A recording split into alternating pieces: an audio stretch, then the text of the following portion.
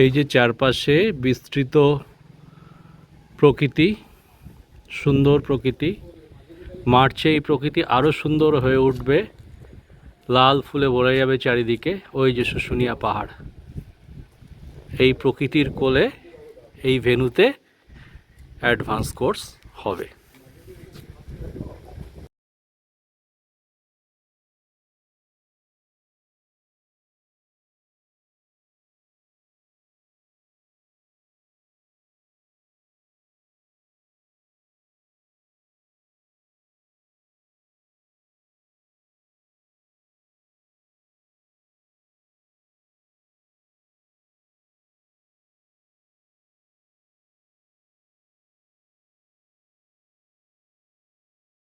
এই হলে advance course হবে।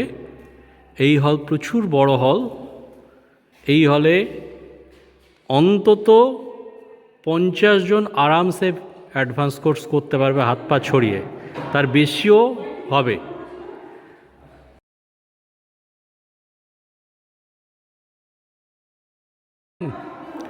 কোনো অসুবিধে নেই এখানে। 50 কেন, 100 মোটামুটি ওয়াইল্ডটিপি করেছে আগে, যার ফলে 50 ঊর্ধ্ব হলেও কোনো প্রবলেম নেই।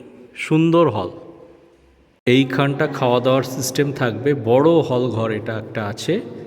আরামসে এখানে বসে যা আছে এক ব্যাচে 50 বা তার বেশি লোক আরামসে খেতে পারবে।